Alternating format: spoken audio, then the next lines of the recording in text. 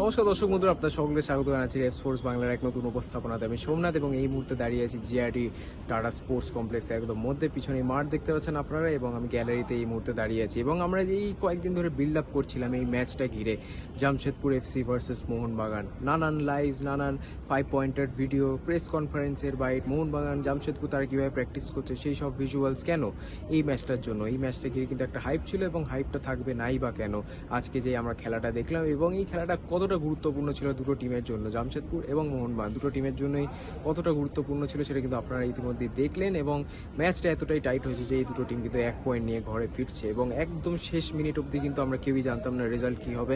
অবশ্যই মোহনবাগান তারা এগিয়ে যায় লিস্টন কোলাসোর সেই অসাধারণ গোলে, কিন্তু তারপরে কিন্তু 94 মিনিটের মাথায় জামশেদপুরকে সমতা ফেরায় জামশেদপুর এবং এই পুরো গ্যালারি ভরে ছিল জামশেদপুর এফসি ফ্যান্সে।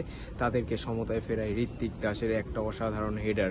অবশ্যই রাফায়েল মেসি বাউলি থেকে, আমার এই ঠিক পিছনেই গোলটা হয়েছিল অ্যাকচুয়ালি, রাইট উইং থেকে কিন্তু রাফায়েল মেসি বাউলি একটা দুর্দান্ত ক্রস ছিল, সেটাই কিন্তু ঋত্বিক দাস মিট করে এবং একটা ফ্রি হেডার তিনি পেয়ে গেছেন, সেটাই মিট করে কিন্তু গোলে বল জড়িয়ে দেন। এবং পাশাপাশি সেখান থেকে কিন্তু জামশেদপুর এই ম্যাচ থেকে মূল্যবান 1 পয়েন্ট নিয়ে ঘরে ফিরছে। অপরদিকে মোহনবাগানের জন্য একটা হার্ট ব্রেক অবশ্যই, এবং এই হার্ট ব্রেকটা কে করালেন?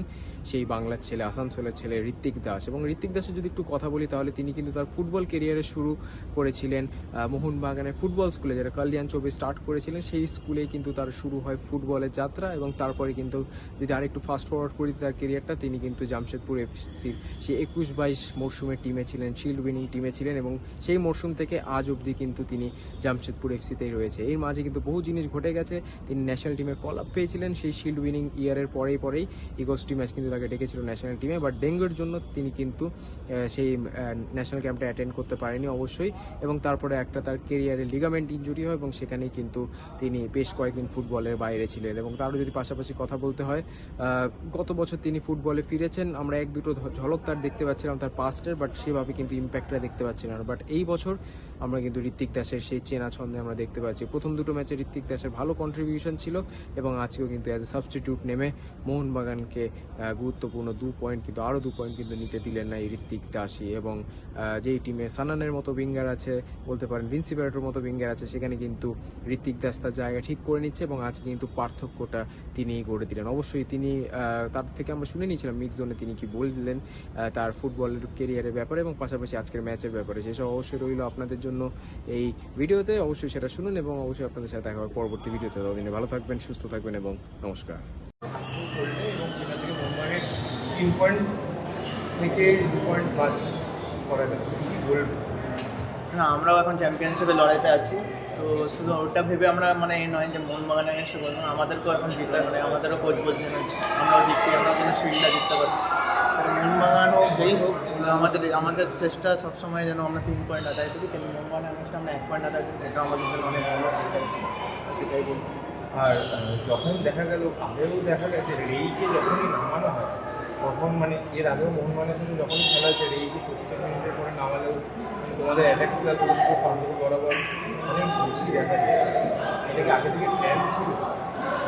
সেরকম কোচের নিজের তো প্র্যাকটিস থাকে। এরকম শুধু আপনি শুধু রে বললে হবে না, আমাদের যে কুইয়া নামলো, রোজেনবার্গ নামলো, রে নামলো, তিনজনই নামার পর দেখুন কুইয়া এত সুন্দর গেম হোল্ড করলো, কতগুলো চেঞ্জ করে পুরো খেলা তৈরি করছিল। কুইয়া, রে, রোজেনবার্গ যখন রাইট উইংয়ে নামলো, তো সবাই মিলে যখন চেঞ্জেসগুলো এসেছে, যেমন আগেও যারা খেলছিল ভালো, খারাপ কিছু খেলেনি, ভালোই খেলছিল সবাই মিলে, কিন্তু তারপর অ্যাটাকটা আরও বাড়লো, জ্বললো আমাদের। সো শুধু রে নয়, সবাই আমাদের টিমের সবাই এফার্ট আছে।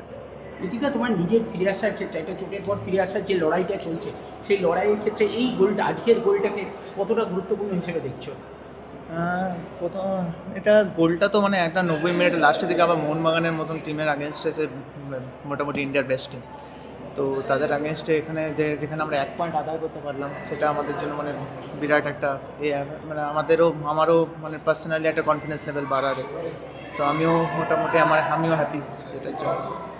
নীতিকা, ওয়েন কোয়েলকে নিয়ে কী বলবে? আমরা দেখি অন্যান্য টিমে আমরা দেখি প্রচুর তারকা খচিত দল, কিন্তু জামশেদপুরে আমরা যদি দেখি অনেক ইয়াং প্লেয়ারদের উপর ট্রাস্ট করে, অনেক বিদেশি যারা অন্যান্য টিমে বঞ্চিত হয়, যেমন মেসি, বাউল বা অন্য, তাদের সবাইকে রেখে একটা কম্পিটিটিভ ইউনিট বানিয়ে জামশেদপুরে ওয়েন কোয়েল। কোচকে নিয়ে বলবে, কোচ কতটা উদ্বুদ্ধ করে তোমাদের সঙ্গে? কোচ সবাইকে সাপোর্ট করে, সবাইকে কনফিডেন্স দেয় যেন সবাই ভালো করে, প্লেয়াররা ইয়াং প্লেয়ার হোক, যারা সিনিয়র প্লেয়ার হোক, যারা ফরেনার প্লেয়ার হোক, সব ইন্ডিয়ান প্লেয়ার হোক, সবাইকে কনফিডেন্স দেয় যেন নিজেদের 100%টা দিতে পারে। Thank you. থ্যাংক